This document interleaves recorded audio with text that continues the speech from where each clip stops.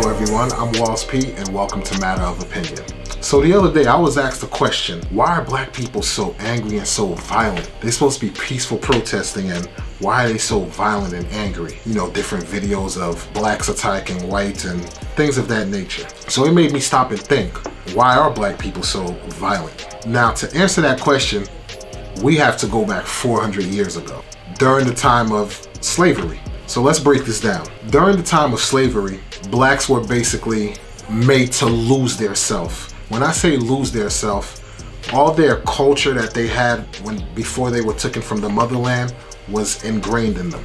But then when they were taken, over here to America to be slaves, after years and years, their history pretty much got lost in the sauce. I want to hear you say your name.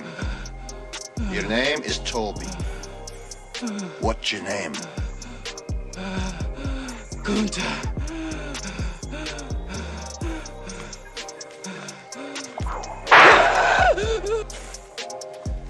What's your name? Toby. So all the things they did culturally and knowing who they are, all that got pretty much lost in the sauce. That's the whole divide and conquer mentality. Now, at that moment during slavery, everything that blacks did that were deemed wrong or negative or bad basically got fixed through violence. Whether it's whipping, beating, lynching, whatever the case may be, it was some type of discipline that led to violence. And that's all they've known.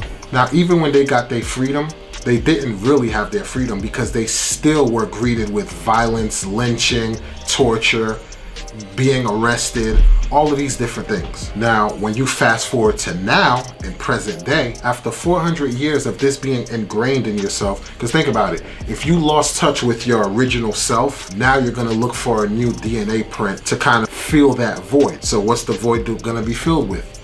What you see in your everyday life. And what they saw in everyday life was people getting whipped, people getting beaten, people getting lynched. Basically, anything wrong was retaliated with violence. So now you have the Black Lives Matter movement. Now, the funny thing is that the protesting, not everybody is violent or vandalizing stuff. I did a separate video about that, but there's different people with different agendas to make the whole Black Lives Matter movement, null and void by committing criminal acts. But not to say there aren't people who are violent, but think about it. If all you've been seeing for the last 400 years, anything that don't go your way, it was settled with violence, then how do you think people are gonna react? You're talking wars, having to be put in wars that even though they know after the war, they still weren't gonna get their freedom and still weren't gonna be treated right. You move into a community, they want you out. They're burning crosses on your lawn and throwing things through your window, threatening you. Pretty much everything is resorted with violence. If people are pushing for change and you're not gonna listen, they're gonna resort to what was built into their DNA, which is violence. And then I hear some people say, well, you're messing up your own community, so what sense does that make? Here's the thing. The slave owners, they own the slaves, right? So when the slaves would do something wrong, sometimes they would beat the slave to an inch of their life. That's technically their property, right? So they're vandalizing their own property and community, because the end result, it's hurting your production for the day because you're a man down. But the slave owners were willing to make that sacrifice to make a point, which explains the vandalizing of your own community. If you're not being heard, you're gonna do that to make a point. Now, by no means am I saying that those in the Black Lives Matter movement are committing vandalism and, looting and all that. No, but even if there are people that are looting and stuff like that, they learn that firsthand from seeing it up close and personal. How do you think they learn violence? If they literally have their DNA stripped of their original roots to be replaced with acts of violence that they see day in and day out, of course that explains why a lot of black folks are violent. It's ingratiated in their DNA. They had up close and personal, lessons. They got a black belt in it, but in a nutshell, that's what they were taught. Now, one can argue, hey, that was X amount of years ago. Now people should be more enlightened and, so history don't repeat itself, yada, yada. But what I realize is the black community is the only community where, when it comes to slavery, that we're told, forget about it. You didn't pick cotton a day in your life. That was 400 years ago. We gotta move past that. I don't hear nobody say that about the Jews with the Holocaust. And the Holocaust was from 1941 or 1940. It was in the 1940s, but it was about 4 years or so. I could be wrong, but it was about 4 or 5 years that the Holocaust was. And we're talking 400 years for slavery. But we're told to, hey, forget about it, move past it. And that's the double standard that also adds to the frustration for the plight of the black community. You know, even the political views of the Confederacy is viewed upon in a different light between a black person and a white person. Look, this is what I mean.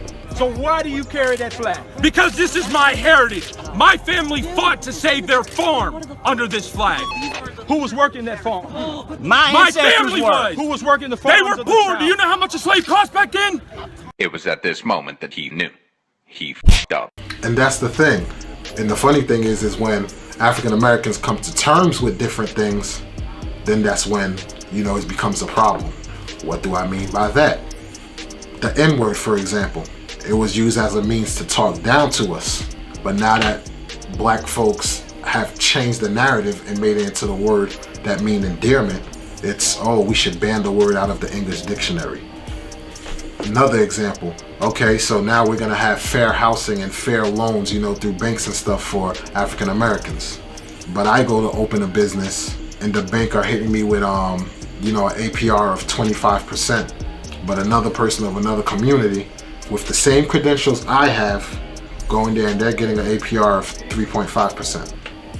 Which in turn is gonna make it harder for me year after year to pay that money to the bank for the loan that I took, because it's gaining more interest year after year. So it's putting me at a deficit. Whereas my counterpart, he's not working from a, you know, from such a deficit as I am. It's kind of like if you're playing golf and for this particular course, to make par is 5. Everybody is getting the 5 shots to make par, but that same field, while everybody's getting 5 shots to make par, I'm getting 3 shots to make par. Same concept, pretty much. So that's why frustration builds over and you see people, you know, acting in a rage of violence, because that's what we've been taught. If things don't go your way and you're trying to fight and it's not being heard, violence will solve it. And like I said, people will always say, you know, we're older and wiser, we should educate ourselves so history don't repeat itself. But if you're talking from generation to generation, my grandmother and her mother's mother, basically growing up seeing these things without knowing they're gonna instill it in their offsprings. Now as generations go down, it may get diluted and diluted and diluted, but it's still there. Prime example, how many times you ever had a situation where somebody pissed you off or made you mad and you turn around and it's like, that person almost made the ghetto come out of me. That means that it's baked into your DNA, but it just take the right circumstances to make it come forward. And with the Black Lives Matter movement, with all the other killings that was going on of unarmed black people, the George Floyd death is the one that broke the camel's back. So next time you want to ask, why are black folks so violent? Where did it come from? We was taught that from slavery. Time for me to hold it down, time for me to break it down. Y'all cats don't wanna see me, y'all better mind your P's and Q's.